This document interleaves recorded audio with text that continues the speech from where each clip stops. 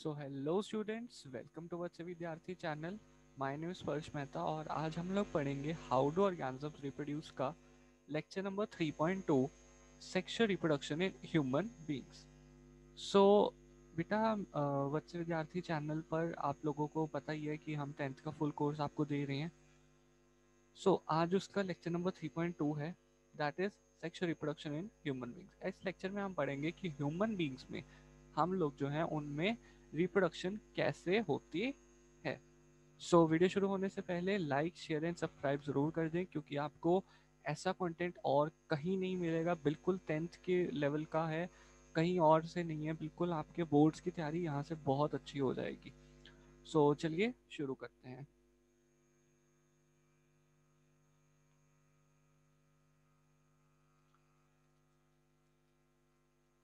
बेटा, ये आज के नोट्स हैं जो आपको डिस्क्रिप्शन बॉक्स में दिए हुए हैं।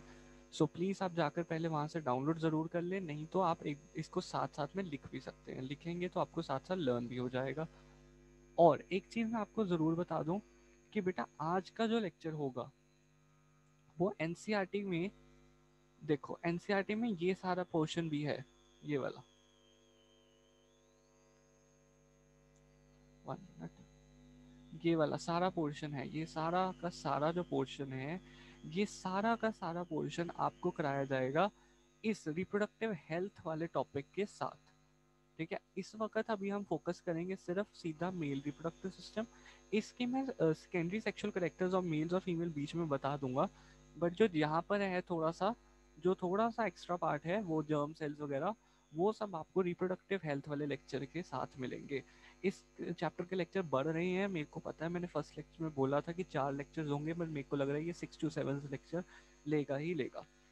क्योंकि मेरे को हर चीज़ पूरी अच्छी तरह एक्सप्लेन करने की आदत है, मैं सोच रहा हूँ कि पहले एक्सप्लेनेशन अच्छी तरह अगर बच्चे को मिल जाए तो चाहे जहाँ मर्जी से क्वेश्चन आ जाए बच्चा कर लेगा। लेट्स स्टार्ट करते हैं और टाइम जल्दी जल्दी शुरू करते हैं। और ये रहा आपके नोट्स जो आपको डिस्क्रिप्शन बॉक्स में दिए हुए हैं। Let's start. बेटा, आज का हमारा टॉपिक है reproduction in human beings. Human beings में रिप्रोडक्शन कैसे होती है। हमें भी पता है that we are sexually reproducing organism. ठीक है, we need two organisms to reproduce, one male and one female. Reproductive organs of humans are called gonads. We have special, हमारे पास स्पेशल ऑर्गन्स होते हैं रिप्रोडक्शन के, जिनको हम क्या बोलते हैं, गोनाड्स। क्या बोलते हैं, गोनाड्स। और टेस्टिस में, सॉरी, मेल्स में अलग होते हैं, फीमेल्स में अलग होते हैं। मेल्स के रिप्रोडक्टिव ऑर्गन को बोलते हैं टेस्टिस और फीमेल के बोलते हैं ओवरीज। टेस्टिस जो है वो लाई आउटसाइड द बॉडी, आउटसाइड होते हैं, वो भी हम पढ़ेंगे क्यों होते हैं आउटसाइड। और ओवरीज जो है वो इनसाइड होती है। मेल और फीमेल में जो टेस्टिस और ओवरी है, ये become functional only after the attainment of sexual maturity. ये जो है ये सिर्फ और सिर्फ जब सेक्सुअल मैच्योरिटी आनी शुरू हो जाती है तभी फंक्शनल होते हैं। Like in testis sperm formation occurs only at the age of 13 to 14। और इन फीमेल्स जो ओवरी है वो फंक्शनल होती है 12 to 13 ईयर ऑफ एज में। कल के लेक्चर या कल या परसों जो लेक्चर अपलोड होगा जिसमें हम रिप्रोडक्टिव हेल्थ के बारे में पढ़ेंगे, उसमें मैं बताऊंगा कि बचपन में ही, जब जो गर्ल है वो मदर के फेटस में ही है, अभी मदर के पेट में ही है, तभी उसकी ओवरीज एग प्रोड्यूस करना शुरू कर देती है। बट ओवरी फंक्शनल एग जब कब बाहर आएगा, मेंस्ट्रुअल साइकिल कब स्टार्ट होगा, वो सब 12 to 13 ईयर ऑफ एज में ही होता है। कंफ्यूज मत होना जिन्होंने अभी एनसीईआरटी पढ़ी हुई है। जो मेरे साथ चल रहे हैं वो बिल्कुल टेंशन मत लो, आपको एक एक चीज़ क्लियर कर कर ही जाऊंगा, कोई डाउट नहीं रहने दूंगा। अगर फिर भी आपको कोई डाउट आता है, कमेंट सेक्शन है आपके पास, टेलीग्राम का मेरे लिंक दिया हुआ है, और टेलीग्राम पर आप मुझसे विद्यार्थी चैनल भी ज्वाइन कर लीजिए। वहाँ पर नोट्स अपलोड हो जाएंगे, वीडियोस अपलोड होंगी, एक्स्ट्रा क्वेश्चंस या फिर जो मेरी बनाई हुई असाइनमेंट्स और टेस्ट होंगे इस चैप्टर के, वो बच्चे विद्यार्थी चैनल के पर ही अपलोड होंगे। अब हम लोग चलते हैं, हमारा आज का मेन टॉपिक जो है मेल रिप्रोडक्टिव सिस्टम। मेल का रिप्रोडक्टिव सिस्टम क्या है, चलिए। मैंने कहा था आपको सेक्सुअल कैरेक्टर्स इन मेल्स की मैं वो दे दूंगा, थोड़ी सी इंट्रोडक्शन दे दूंगा। That is appearance of beard. Beard की अपीयरेंस आ जाती है बच्चा, अपीयरेंस ऑफ बियर्ड। दाढ़ी, दाढ़ी आनी शुरू हो जाती है। कहते हैं ना कि जो बड़े हो जाते हैं तो दाढ़ी आ जाती है, जैसे मेरी इतनी आई हुई है। Appearance of beard. मुस्टैचेस, मूछें आ जाती हैं, जो मूछें हैं, ये बियर्ड है, ये सब। Enlargement of reproductive organs, reproductive organs बड़े होने शुरू हो जाते हैं, एनलार्ज होने शुरू हो जाते हैं, टेस्टिस बिकम्स थिक, और जो पेनिस है उसका भी साइज इंक्रीज होना शुरू हो जाता है। फॉर्मेशन ऑफ स्पर्म्स, स्पर्म की फॉर्मेशन होनी शुरू हो जाती है। अच्छा, अब ये भी चीज़ तुम्हें यही लिखवा देता हूँ कि फॉर्मेशन ऑफ स्पर्म को हम क्या बोलते हैं बेटा, spermatogenesis. स्पर्मेटोजे,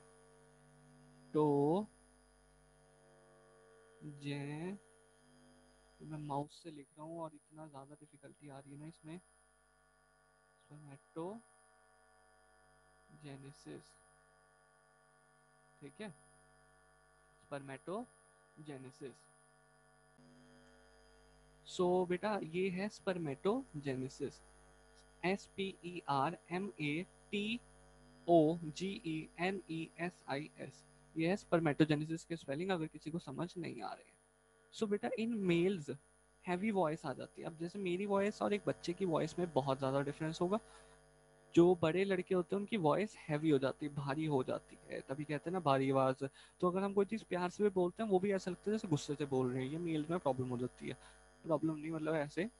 appearance of hair on axilla and pubes, axilla मतलब जो हमारे अंडर आर्म्स होते हैं यहाँ पर, और प्यूब्स जो हमारा प्यूबिक एरिया होता है बिटवीन आर लेग्स, यहाँ पर भी हेयर्स आने शुरू हो जाते हैं, गर्ल्स में भी होता है, और एक्जिला हमारे अंडर आर्म्स में भी आने शुरू हो जाते हैं।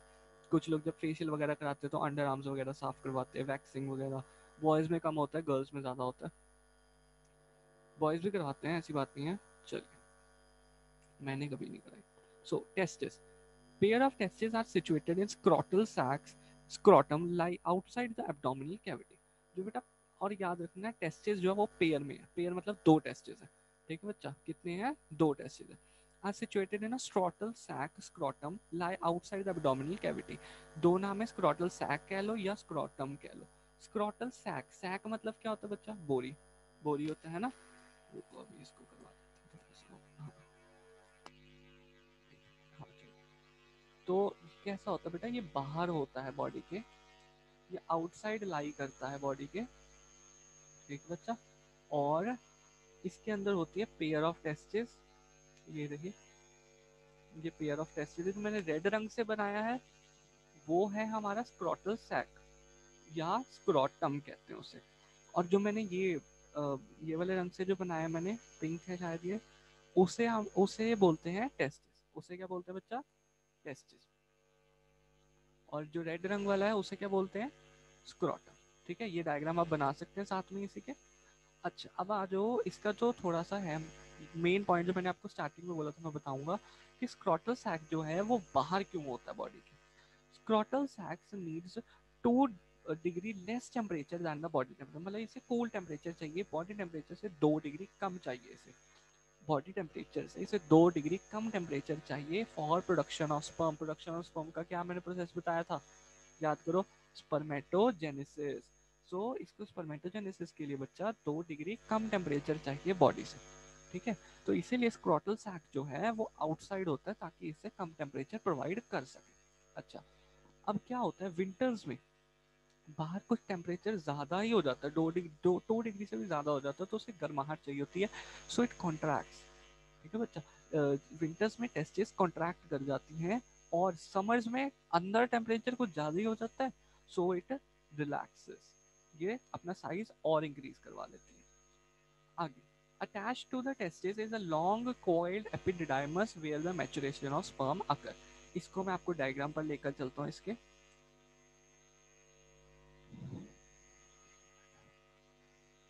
ये देखो बच्चा, इसको थोड़ा सा इनलार्ज कर दूँ, ये देखो, ये हमारा बच्चा स्क्रोटम है, ये बाहर वाला, अंदर ये टेस्टिस है, और ये वाला पार्ट दिख रहा है आपको, कॉइल्ड पार्ट है, ये दिख रहा है, ये पार्ट को हम बोलते हैं एपिडिडाइमस। ये एपिडिडमस भी बोलते हैं, एपिडिडाइमस भी बोलते हैं, आपकी मर्जी है। सो ये इट इज एपिडिडाइमस, ये वाला जो मोटा सा पार्ट आपको दिखाई दे रहा है ये एपिडिडाइमस है, और इसमें स्पर्म मैच्योर होते हैं, प्रोड्यूस बेटा यहाँ हो जाते हैं, समझो, प्रोड्यूस यहाँ हो जाते हैं, और यहाँ पर मैच्योर होते हैं। प्रोड्यूस यहाँ हो जाते हैं, मैच्योर यहाँ होते हैं, और ट्रांसपोर्ट यहाँ से होते हैं, PMT, PMT, प्रोड्यूस यहाँ होते हैं, मैच्योर यहाँ होते हैं, ट्रांसपोर्ट यहाँ होते हैं। ठीक है बच्चा, दिस पीएमटी एग्जाम होता था नीट से पहले।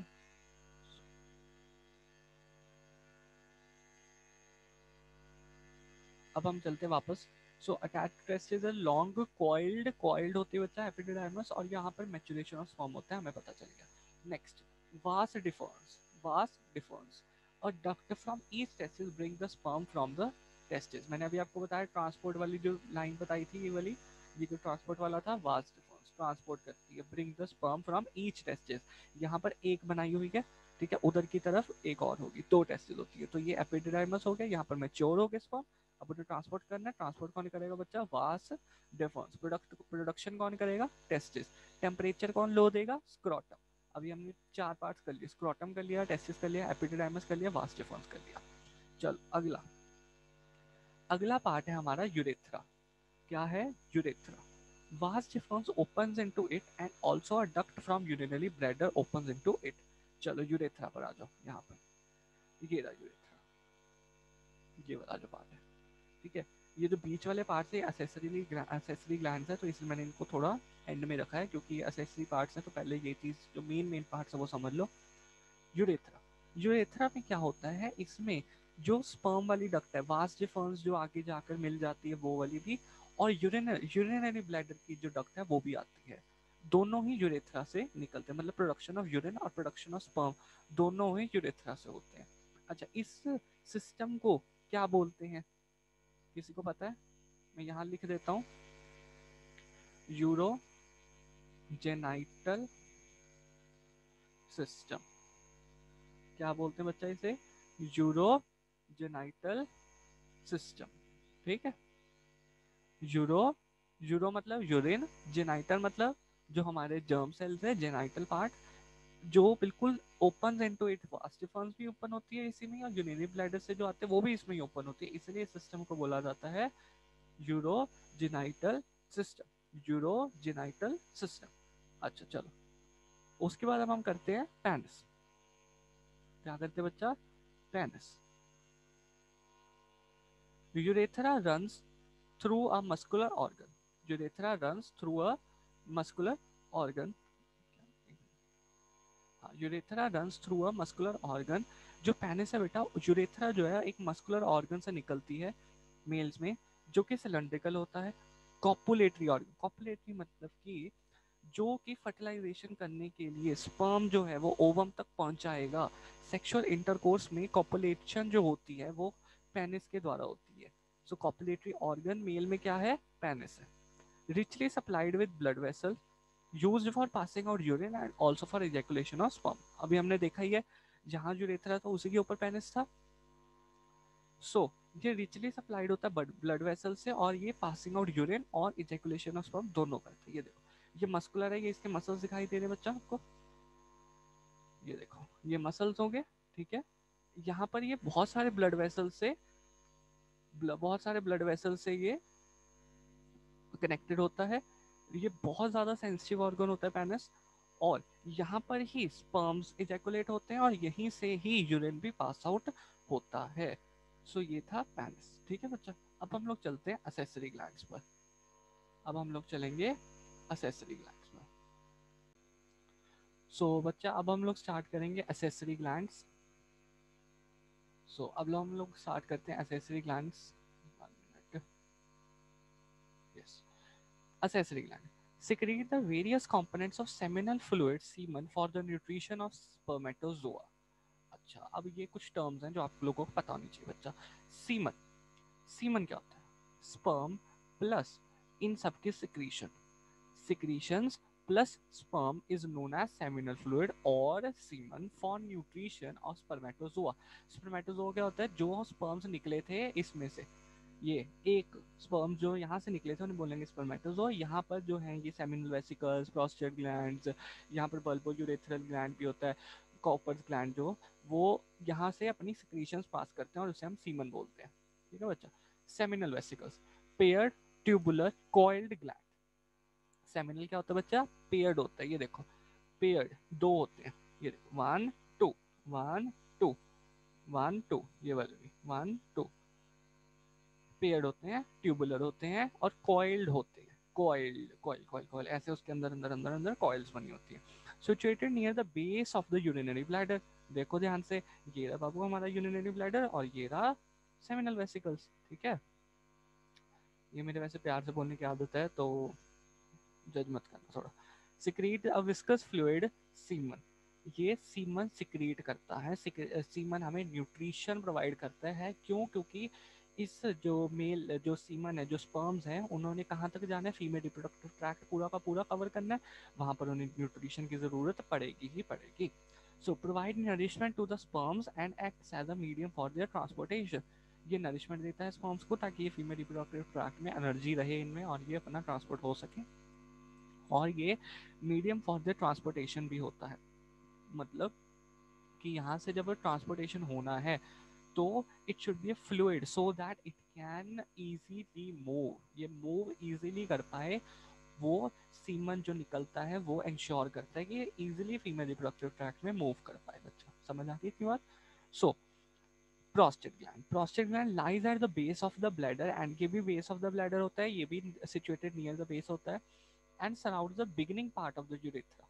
यूरेथ्रा का जो बिगिनिंग पार्ट है यहाँ पर होता है प्रोस्टेट। ये देखो, ये दिख रहा है प्रोस्टेट ग्लैंड, ये वाला। यहाँ पर भी कह सकते हो आप इसे, अगर यहाँ पर बनाए कोई बात नहीं, यहाँ पर भी बना सकते हो prostate gland. Beginning of urethra. Urethra कौन सा होता है याद करो?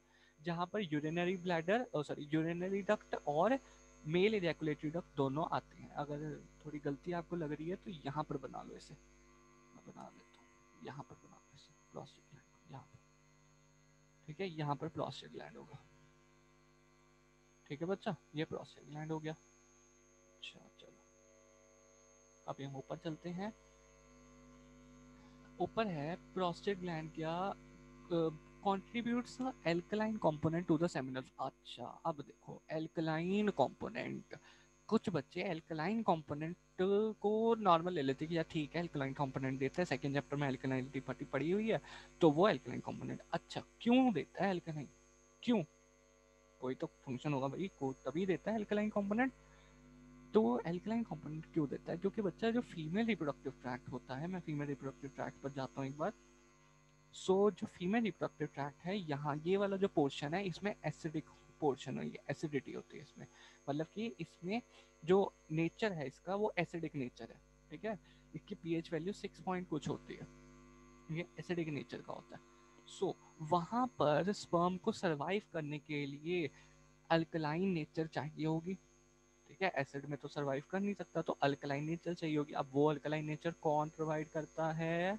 प्रोस्टेट ग्लैंड प्रोवाइड करता है। Increase the motility of sperm. Motility मतलब मूवमेंट। अब खुद सोचो, एसिड में मूव सही नहीं कर पाएगा, उसने एल्कलाइन दे दी उसे कॉम्पोजिशन, तो एल्कलाइन कॉम्पोजिशन दे दी, एसिडिक में मूव नहीं कर सकता था, अब मूव अच्छी तरह कर पाएगा क्योंकि उसने alkaline composition they the. So motility of sperm क्या होगी? इंक्रीज हो गई। फ्लो चार्ट से समझो, अल्कलाइन कॉम्पोजिशन दी, ध्यान से समझो, अगर वो हो एसिडिक नेचर, अगर वो एसिडिक नेचर ही हो तो स्पर्म मूव अच्छी तरह नहीं कर पाएंगे, डिक्रीज मोटिलिटी होगी। पर अगर उन्होंने एल्कलाइन कंपोनेंट दे दिया, किसने? प्रोस्टेट ग्लैंड ने, तो इंक्रीज हो गई मोटिलिटी। ठीक है, तो हम किसको क्रेडिट देंगे इंक्रीज करने का? प्रोस्टेट ग्लैंड को देंगे। बात समझ आई? फ्लो चार्ट से समझो। ठीक है, nourishes and activates the sperm to swim. Swim करने, स्विम मतलब कि फीमेल रिप्रोडक्टिव ट्रैक्ट में मूव करने के लिए नरिश करते हैं और एक्टिवेट करते हैं। जैसे ही एसिडिक मीडियम आता है, ये अल्कलाइन नेचर एक्टिवेट हो जाती है, स्पर्म मूव करना स्टार्ट कर देते हैं। इतनी बात मेरे हिसाब से आप सबको क्लियर हो गई होगी, बहुत अच्छी तरह से नोट्स में भी लिखा और मैंने फ्लो चार्ट से समझा भी दिया आपको। नेक्स्ट है कॉपर्स ग्लैंड और bulbo urethral gland. Bulb type, छोटे छोटे बल्ब से होते हैं, बल्बो टाइप्स होते हैं, और यूरेथ्रा के पास होते हैं तो यूरेथ्रा, और ग्लैंड है क्योंकि सेक्रीशंस कर रहे हैं तो इसका नाम क्या पड़ गया? Bulbourethral gland. Two small bodies, ये डायग्राम में मैंने नहीं बनाया हुआ क्योंकि 10th के डायग्राम में ये नहीं है और ना 10th में इसका वर्ड है, पर हमें इसके असेसरी ग्लैंड का ही ये टाइप है तो हमें कर लेना चाहिए इसको, थोड़ा सा एक्स्ट्रा भी पता होना चाहिए। ये मैं ये नहीं कह रहा हूँ एनटीएस और केवी पर, ये बोर्ड्स के लिए भी है, पढ़ लो कुछ नहीं जाता। Situated one on one another side of urethra a little inferior to the prostate gland. चलो मैं बनाकर दिखा देता हूँ, फिर आपको अच्छी तरह क्लियर हो ही जाएगा। ये देखो, यहाँ था हमारा प्रोस्टेट ग्लैंड, ये बोल रहा है ये आइदर साइड होता है, आइदर साइड मतलब बच्चा यहाँ पर भी होता है और एक होता है यहाँ पर। ये बल्बो, ये बहुत छोटे छोटे से होते हैं, स्मॉल बॉडीज होती है, ज़्यादा बड़ी नहीं होती। ये प्रोस्टेट ग्लैंड हो गया और ये यहाँ पर हो गया बल्बो यूरेथ्रल ग्लैंड, ये येलो वाला, ठीक है, सिचुएटेड। और उसके बाद helps in lubrication as well as neutralization of acidity of male urethra. Urethra में भी एसिडिटी होती है, यूरेथ्रा इज ऑल्सो एसिडिक, उसको न्यूट्रलाइज करने के लिए कॉपर्स ग्लैंड काफ़ी होते हैं उसमें, मतलब इतना को प्रोवाइड कर देते हैं कि जो मेल यूरेथ्रा की एसिडिटी है उसे कवर बल्बो यूरेथ्रा ग्लैंड की सिक्रीशन ही कर देती है, ल्यूब्रिकेशन भी दे देते हैं। और जो प्रोस्टेट ग्लैंड की सिक्रीशन है वो फीमेल रिप्रोडक्टिव ट्रैक्ट तक भी चलती है। तो ये प्रोस्टेट ग्लैंड हो गया, ये हमारे बल्बोयूरेथ्रल ग्लैंड हो गया, ये हमारा ब्लैडर। एक बार हम डायग्राम को अच्छी तरह से देख लेते हैं क्योंकि डायग्राम आने बहुत ज़रूरी होता है, अगर डायग्राम नहीं आएगा तो बहुत मुश्किल होगी। चलो भाई ध्यान से देखो, अब देखो इसको, यहाँ नीचे से स्टार्ट होते हैं, ये बैग लाइक स्ट्रक्चर था, मैं आपको रिवाइज भी करवा रहा हूँ। आंखें बंद कर लो एकदम और रिवाइज करो, जो जो मैं बोल रहा हूँ उसे बिल्कुल ध्यान से सुनो, आराम से बोलूंगा। ये होता है बच्चा स्क्रोटम, अ bag like structure, 2 degree less temperature देता है, क्यों? क्योंकि स्पर्मेटोजेनेसिस को 2 डिग्री लेस चाहिए, इसलिए ये एब्डोमेन से, बॉडी से बाहर होता है। स्क्रोटम के अंदर कौन लाई करता है बच्चा? टेस्टिस। टेस्टिस क्या करता है? प्रोडक्शन ऑफ स्पर्म करता है। टेस्टिस के साथ क्या है? एपिडिडाइमस जुड़ी हुई है। एपिडिडाइमस क्या करता है? मैच्योरेशन ऑफ स्पर्म किस में होती है? एपिडिडाइमस में। ट्रांसपोर्ट कौन करता है? कौन लेकर जाता है स्पर्म्स को? Vas deferens. तो पीएमटी प्रोडक्शन कौन करेगा? टेस्टिस। मैच्योर कौन करेगा? एपिडिडाइमस। और टी ट्रांसपोर्ट कौन करेगा? Vas deferens. वास्ट डिफरेंस इसे लेकर जाती है और यूरेटर जो है, जो ये यूरेटर है ये यूरिनरी ब्लैडर में खुल जाता है, यूरिन लेकर आता है। तो वास्ट डिफरेंस जो है उसमें सिक्रीशंस किस किस की होती है? Accessory gland. असेसरी ग्लैंड कौन कौन से थे? सेमिनल वेसिकल और प्रोस्टेट ग्लैंड जो अल्कलाइनिटी प्रोवाइड करता है। सेमिनल वेसिकल सीमन देता है जो नरिशमेंट देगा उसे मूव करने के लिए, और जो प्रोस्टेट ग्लैंड है उसकी इंक्रीज द मोटिलिटी क्योंकि वो अल्कलाइन कॉम्पोजिशन दे देता है। बल्बो यूरेथ्रल ग्लैंड जो मेल यूरेथ्रा की एसिडिटी को ओवरकम करने में हेल्प करेगा। प्रोस्टेट ग्लैंड जो वो स्टार्टिंग ऑफ यूरेथ्रा पर पाया जाता है, यूरिनरी ब्लैडर में यूरिन होता है जहाँ से यूरिन निकलता है। उसके बाद पेनिस जो है कॉपुलेटरी ऑर्गन होता है, मस्कुलर ऑर्गन होता है, सिलेंड्रिकल ऑर्गन होता है, और इसकी जो ओपनिंग है जहाँ पर इजैकुलेशन ऑफ सीमन भी होता है और यूरिन भी यहीं से पास आउट होता है, उसे बोलते हैं यूरेथ्रा। क्या बोलते हैं बच्चा? यूरेथ्रा। अब ये मत कहना कि इतना सा पार्ट यूरेथ्रा, ये पूरी पाइप जो यहाँ से स्टार्ट हो रही है, यहाँ से लेकर यहाँ तक, ये सारा यूरेथ्रा ही है, जहाँ पर यूरिन भी यहीं से आ रहा है और इजैकुलेशन ऑफ स्पर्म भी यहीं से हो रहा है। ये हो गया मेल रिप्रोडक्टिव सिस्टम। अब मैं चाहता हूँ कि आप एक बार ना सीमन को भी और स्पर्म के डायग्राम को भी एक बार ध्यान से समझ लो। क्यों?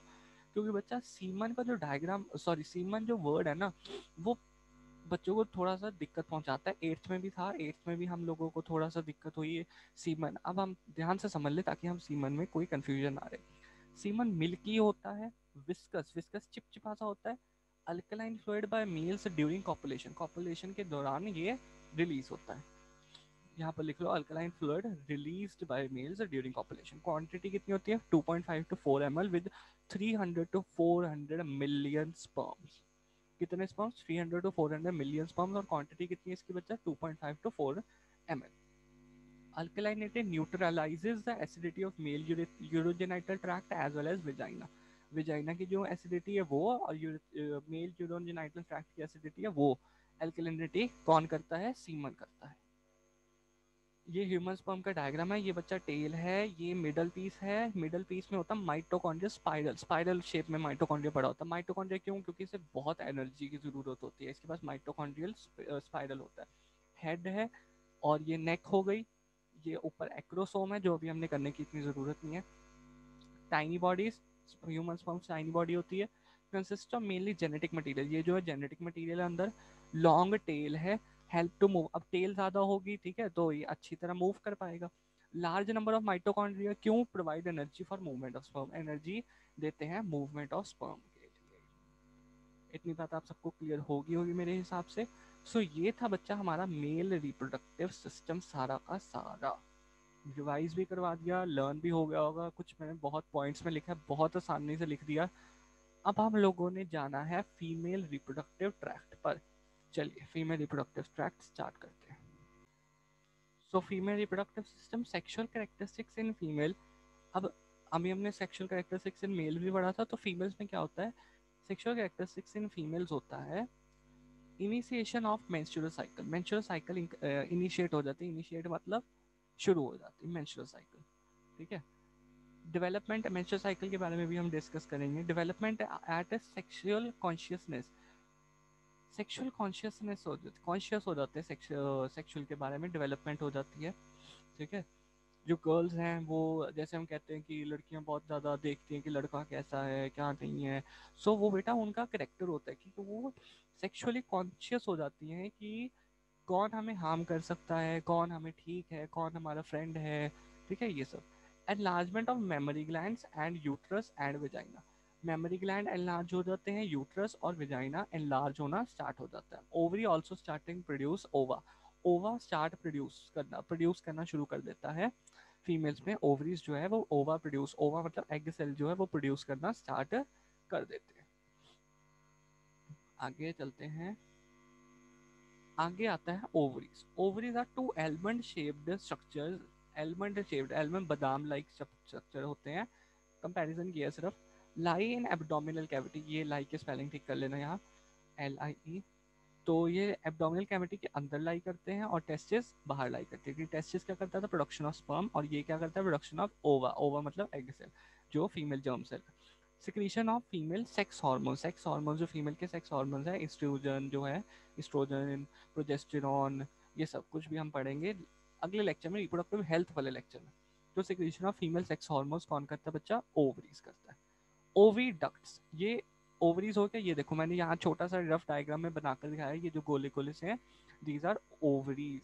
अब ओवीडक्ट्स जो कि हम फेलोपियन ट्यूब के नाम से भी जानते हैं, arise near the ovary as finger like projection, इनके फिंगर लाइक प्रोजेक्शन होती है, देखो फिंगर लाइक प्रोजेक्शन होती है। Fallopian tubes of the two sides enters into a broad chamber called यूरेटस, यहाँ पर भी यहाँ आर डाल लो। सो ये क्या होता है,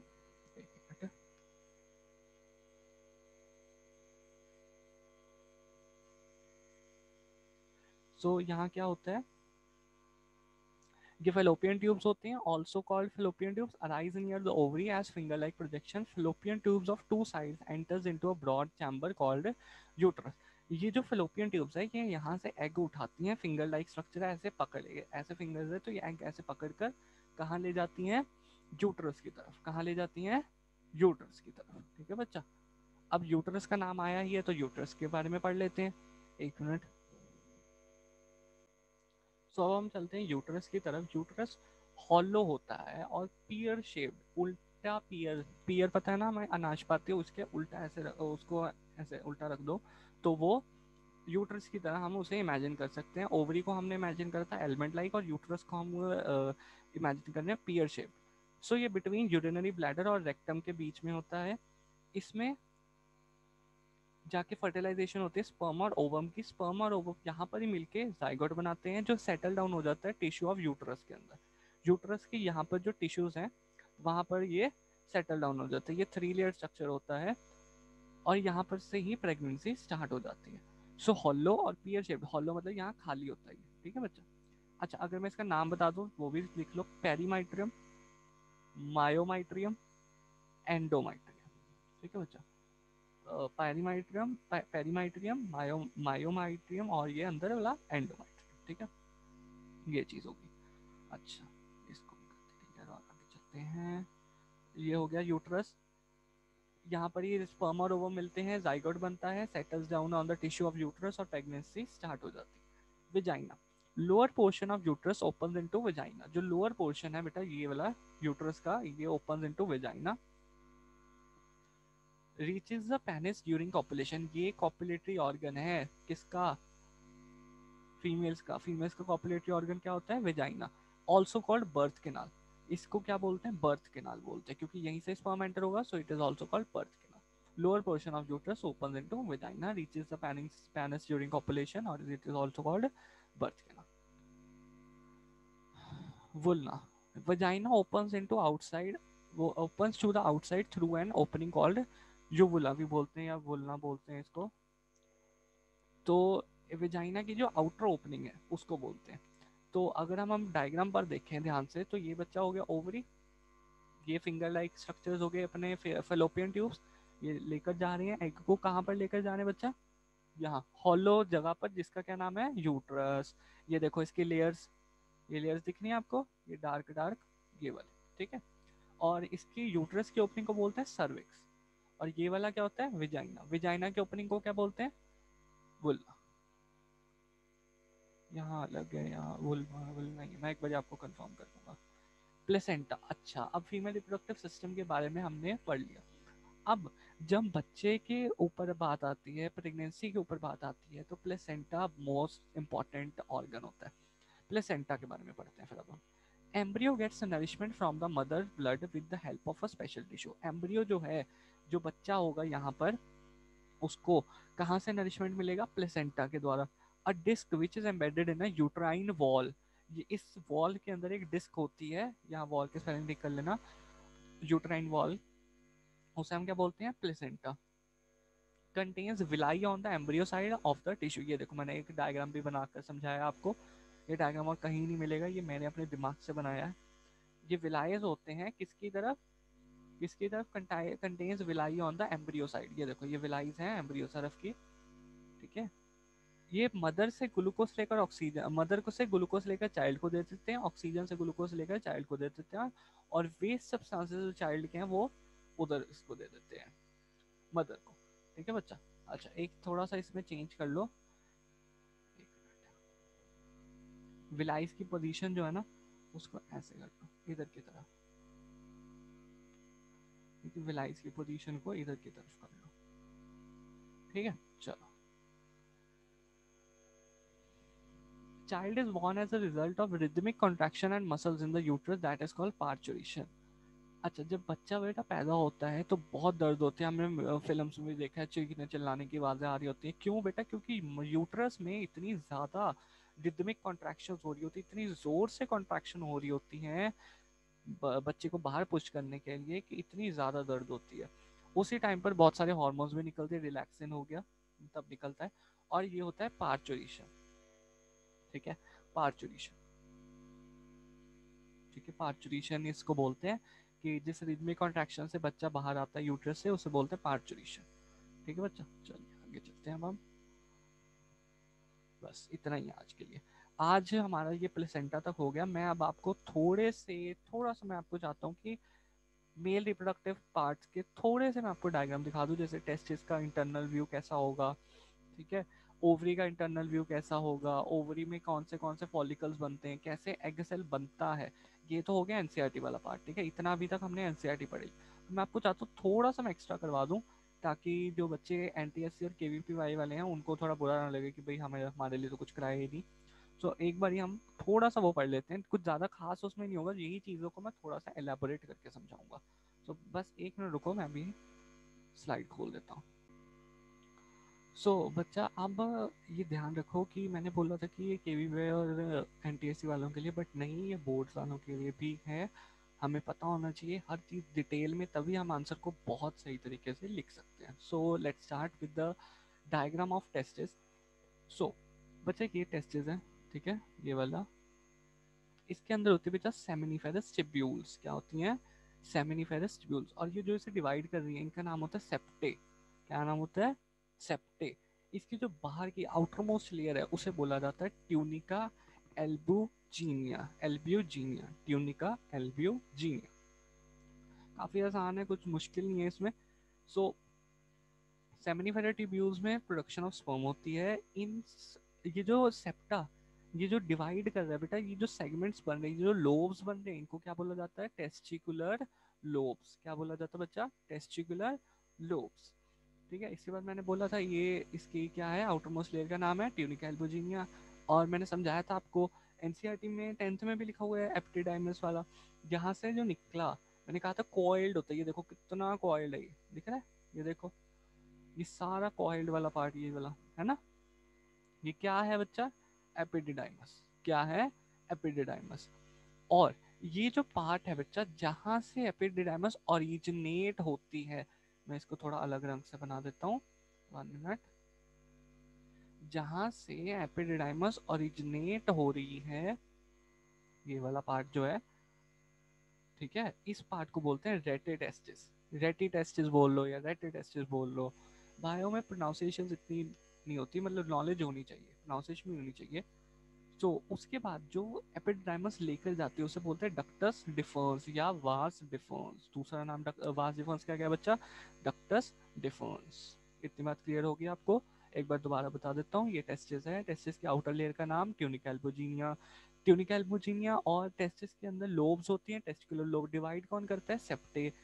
सेप्टे और टेस्टिकुलर लोब के अंदर कौन होते हैं? सेमिनिफेरस ट्यूब्यूल्स, क्या करती हैं? प्रोडक्शन ऑफ स्पर्म्स, ठीक है। उसके बाद क्या होता है? एपिडिडाइमस। एपिडिडाइमस ओरिजिनेट कहाँ से होता है? रेटिटेस्टिस। एपिडिडाइमस बहुत ज़्यादा कॉइल्ड होता है। एपिडिडाइमस के बाद कौन आता है? डक्टस डिफर्स, यानी कि वास डिफर्स। इतनी बात क्लियर होगी आपको? चलिए, नेक्स्ट है बच्चा हमारे पास स्पर्मेटोजेनेसिस। ये देखो, ये टेस्टिस है ना, ये एपिडिडाइमस हो गई, ये सेमिनिफेरस ट्यूब हो गई, है ना। ये देखो, यहाँ पर आ जाओ। तो बेटा ये होती है सेमिनिफेरस ट्यूब्यूल के अंदर की सर्टोली सेल्स। अंदर का जो हमारा व्यू है वो ऐसा होता है। सर्टोली सेल जो मैंने बोला बेटा, सर्टोली सेल जो होता है ये स्पर्म की मैच्योरेशन, सॉरी मैच्योर प्रोडक्शन में बहुत हेल्प करता है। सर्टोली सेल नर्स सेल के हिसाब से मान लो, सर्टोली सेल बहुत हेल्प करते हैं, काम करते हैं इसमें प्रोडक्शन में, ठीक है। स्पर्म हेड इसको मतलब बचा कर रखते हैं, ठीक है, एसिडिटी से बचा कर रखते हैं। स्पर्म हेड इसमें हो गया, ये एक्रोसोम होता है, ठीक है। ये स्पर्मेटेड साइटोप्लाज्म हो गया। अब ये मैच्योर, अब आ जाओ स्पर्मेटोजेनेसिस पे, जो मैंने आपको बताया था ना बच्चा, स्पर्मेटोजेनेसिस। अब उस पे चलो। स्पर्मेटोजेनेसिस स्टार्ट होता है प्राइमोर्डियल जर्म सेल से, उसके बाद ये जाता है, आगे बढ़ता रहता है, मतलब ग्रो करता है। ये देखो, पहले एक दो दो क्रोमोसोम से फिर डबलिंग होगी क्रोमोसोम की, फिर ये जो स्पर्मेटोगोनियम है, ये दिख रहा है, ये स्पर्मेटोगोनियम बनता है। क्या बनता है? स्पर्मेटोगोनियम। स्पर्मेटोगोनियम के बाद क्या बनता है? Primary spermatocyte. क्या बनता है? प्राइमरी। एक स्पर्मेटोगोनियम किस में बन जाता है? Primary spermatocyte. ये देखो, ये रहा, पहले स्पर्मेटोगोनियम, फिर प्राइमरी स्पर्मेटोसाइट, फिर माइटोटिक डिवीजन 1 होती है। ये मियोटिक डिवीजन 1 या माइटोटिक डिवीजन नहीं समझ आ रही, छोड़ दो, कोई बात नहीं, ज्यादा ध्यान नहीं देना, इन डिविजन्स का कोई मायने नहीं रखते। सो मियोटिक डिवीजन 1 होती है और ये 2 सेल्स में टूट जाता है, फिर मियोटिक डिवीजन 2 होती है और ये 4 में टूट जाता है। ये जो 4 हैं ये मेच्योर होते हैं और क्या बन जाते हैं? ऐसे स्पर्म लाइक ये शेप ले लेते हैं। इतनी बात क्लियर होगी आपको? 1 मिनट, ठीक है, इतनी बात आप सबको क्लियर हो चुकी है बच्चा? ठीक है। मेरे को पता है कुछ लोगों को थोड़ा सा मुश्किल लग रहा होगा, बट बच्चा इतना मुश्किल है नहीं, अगर आप ध्यान से इसको समझोगे ना, बहुत आसान है, बहुत मजेदार है, ये बहुत मजेदार है। चलिए बच्चा, अब हमारा आता है नेक्स्ट, अब हम आ जाते हैं ओवरी पर, ठीक है। ओवरी, ये देखो, ओवरी में क्या होता है? पहले होता है प्राइमोडियल फॉलिकल, पीछे देखो, पीछे भी पहले क्या था? Primordial germ cell. इसमें क्या है? Primordial follicle. फॉलिकल मतलब ऐसे गोले गोले गोले गोले से होते हैं। सो पहले प्राइमोडियल फॉलिकल, फिर प्राइमरी फॉलिकल, और बीच में इनके क्या होता है? Primary oocyte। Primary oocyte, oocyte मतलब एग सेल जो इनका होता है, ठीक है बच्चा। और फिर ये किस में कन्वर्ट हो जाते हैं? ग्रोइंग फॉलिकल, मतलब ये ग्रो होते हैं फॉलिकल्स। फिर ये बन जाता है एंट्रल फॉलिकल। ये बच्चा एंट्रल फॉलिकल नाम कहाँ से आया? इसके जो ये कैविटी दिखाई दे रही है आपको, ये वाली, ये जो कैविटी है, कैविटी मतलब जो हॉलो स्पेस है, इसका नाम होता है एंट्रम। क्या नाम होता है? एंट्रम। तो इसलिए इस फॉलिकल का क्या नाम पड़ गया? Enteral follicle. उसके बाद जब ये हमें जो हमारा एग सेल है उसको बाहर निकालना है, तो ये रप्चर कर जाता है। रप्चर मतलब टूट जाता है, और हमारा जो सेकेंडरी oocyte है, जो हमारा एग सेल है, जो हमारा ओवा है, वो रिलीज हो जाता है और फ्लोपियन ट्यूब पकड़ के उसे यूट्रस तक ले जाता है, ये हमें पता है। उसके बाद ओवरियम, ओवरी में क्या होता है? ये जो रप्चर्ड फॉलिकल्स की लेयर्स रहेगी, ये बना देती है कॉर्पस ल्यूटियम। अब देखो, कॉर्पस ल्यूटियम, अगर तो ओवा जो है वो स्पर्म मिल गया, उसे फर्टिलाइज हो गया, तो कॉर्पस ल्यूटियम एक एंडोक्राइन ग्लैंड का काम करता है, हार्मोन्स प्रोड्यूस करने में ये हेल्प करता है। ये हार्मोन्स प्रोड्यूस करता है कॉर्पस ल्यूटियम, इस्ट्रोजन वगैरह ये प्रोड्यूस करता है। जो हमने पढ़ा था ना, ओवरी प्रोड्यूस सेक्स हार्मोन, कौन पढ़ता है? कॉर्पस ल्यूटियम करता है। अगर तो इसे स्पर्म मिल गया, अगर नहीं मिला तो ये डीजनरेट कर जाता है। ये देखो, मुरझा रहा है, ये डीजनरेट हो रहा है। कॉर्पस ल्यूटियम एक एंडोक्राइन ग्लैंड का भी काम करता है, ठीक है बच्चा। अब हम आ जाते हैं oogenesis पर। ये देखो, oogenesis पढ़ा तो है, प्राइमोडियल जर्म सेल हो गया, ठीक है। फिर oogoनियम बन जाता है। क्या बन जाता है? oogoनियम। फिर प्राइमरी oocyte, ये देखो प्राइमरी oocyte इसके अंदर है ना। फिर सेकेंडरी oocyte, और ये जो फर्स्ट पोलर बॉडी, इसका काम साइंटिस्ट तक को अभी तक पता नहीं चला है, ठीक है, जब पता चलेगा तो आपको भी बता दिया जाएगा। तो फर्स्ट पोलर बॉडी, और यहाँ पर क्या होता है सेकेंडरी oocyte, और फिर ये सेकेंडरी oocyte जो है ये ओवम बन जाता है। ओवम मतलब जो मेन हमारा एग सेल है, ठीक है। और ये क्या निकलता है साथ में, सेकेंड पोलर बॉडी निकलती है। क्या निकलती है, सेकेंड पोलर बॉडी। ये जो सेकेंडरी oocyte है बाहर जाकर मैच्योर होता है किसमें, ओवम में। किसमें, ओवम में। बात समझ आ गई। ये सेकेंडरी oocyte फिलोपियन ट्यूब में ही पड़ा रहता है। जैसे ही पता चलता है कि स्पर्म्स आगे, ये अपनी डिवीजन करता है और क्या बना देता है, अपना ओवम में कन्वर्ट हो जाता है। इतनी बात क्लियर होगी बच्चा आपको। चलो एक बार ओवरी का थोड़ा सा एनलार्ज डायग्राम देख लेते हैं। प्राइमोडियल फॉलिकल आ गया, फिर प्राइमरी फॉलिकल, थीकल। अब ये थीकल सेल्स क्या होते हैं, थीकल सेल जो कि प्रोटेक्शन में काम करेंगे। ये जो आउटर मोस्ट लेयर की प्रोटेक्शन जो भी करनी है, तो दे थीकल। ये देखो एंट्रम, ये कैविटी होगी है ना, ये कैविटी होगी बच्चा। ये जो ओवरी है ये बहुत ज्यादा ब्लड वेसल से भी होती है, तो एंट्रेंस ऑफ ब्लड वेसल यहाँ से होती है। फिर ये होता है फॉलिकुलर फ्लूइड, एंट्रम के अंदर फिल्ड होता है। ये मैच्योर ओवम, अब ओवम मैच्योर हो गया, और ये क्या है, मैच्योर ग्राफियन फॉलिकल। फॉलिकल का नाम क्या है बच्चा, ग्राफियन फॉलिकल। ये ओवरियन स्ट्रोमा, स्ट्रोमा मतलब कि इसके जो साइटोप्लाज्म वगैरह जो भी इसका मेन पार्ट है वो ये हो गया। उसके बाद हमारा है ये जो बाहर निकल आता है, जो ओवा हमारा बाहर निकलता है, उसके अंदर एक लेयर होती है जिसको हम बोलते हैं जोना पेल्यूसीडा। जोना होगा यहाँ पर, जोना पेल्यूसीडा, ठीक है बच्चा। उसके बाद डेवलपिंग कॉर्पस, अब जो ये जो बाहर निकल गया कॉर्पस ल्यूटियम डेवलप भी तो होगा, मतलब बनना शुरू हो जाएगा। फिर ये कॉर्पस ल्यूटियम बन गया पूरा का पूरा। इसके अंदर क्या होता है, ब्लड होता है। अगर ये डिजनरेट, अगर इसको स्पर्म पता चल गया कि ओवम को स्पर्म नहीं मिला, ये डिजनरेट होकर क्या बन जाता है, कॉर्पस एल्बिकन। क्या बन जाता है, एल्बिकन। बात क्लियर होगी इतनी, समझ आ गया बच्चा। सो दी एंड, आज का हमारी क्लास यहीं खत्म होती है। लाइक शेयर एंड सब्सक्राइब जरूर करें। और आज का जो लेक्चर था उसमें आपके कैसे एक्सपीरियंस रहे प्लीज़ मुझे बताओ, कि मैं ऐसे एक्स्ट्रा चीज़ें बीच में ही करा दूं, या एक अलग से NTSC और KVPY वाली क्लास हो जिसमें आप सबको इस चीज़ों के बारे में मैं और डिटेल से बताऊँ। ये तो मैंने थोड़ा फास्ट बताया है क्योंकि बोर्ड वाले बच्चे भी देख रहे हैं, ठीक है। तो ज़रूरी है ये, क्योंकि इसमें हमें डिटेल में समझ आ जाता है कि भाई हो क्या रहा है अंदर से भी, ठीक है। अभी मैं इसको और डिटेल में पढ़ा सकता हूँ पर मैं पढ़ाऊंगा नहीं, क्योंकि बच्चों का दिमाग कभी खराब हो सकता है, क्योंकि 10th में हो अभी आप, ठीक है। तो जितना है उतना करो, वैसे भी पेपर्स पास आ रहे हैं। अगर ये लॉन्ग कोर्स होता तो मैं सच बोल रहा हूँ, मैं बहुत ही ज़्यादा तरीके से इसे पढ़ा देता। सो ये कमेंट डाउन योर एक्सपीरियंस, ठीक है। उसके बाद for doubt solving you can contact me on the following handle, Instagram Telegram. Instagram पर भी कर सकते हो, टेलीग्राम पर भी कर सकते हो। और कोई और इन्फॉर्मेशन लेनी है तो दीपक सर जो केमिस्ट्री पढ़ाते हैं उनके ये नंबर्स हैं वत्स्य, और यस वत्स्य विद्यार्थी क्लासेस आप ज़रूर ज्वाइन कर लीजिए अब, क्योंकि उसमें मैं टेस्ट अपलोड करूँगा, असाइनमेंट्स अपलोड करूँगा। फॉर इन्फॉर्मेशन www.vatsavidyarthi.org.com पर भी जाइए। सो सबका हल निकालेगा मैं सबका हल निकालूंगा। इंस्टाग्राम पर टेलीग्राम पर मैसेज करें, नहीं तो कमेंट्स में मैसेज करें, मैं ज़रूर आपके डाउट को क्लियर कर दूंगा। सो थैंक यू, और अच्छी तरह पढ़ते रहें। Thank you and have a nice day ahead. Like ज़रूर करें इस वीडियो को, so that I could get more motivation to make videos like this. Thank you and have a nice day.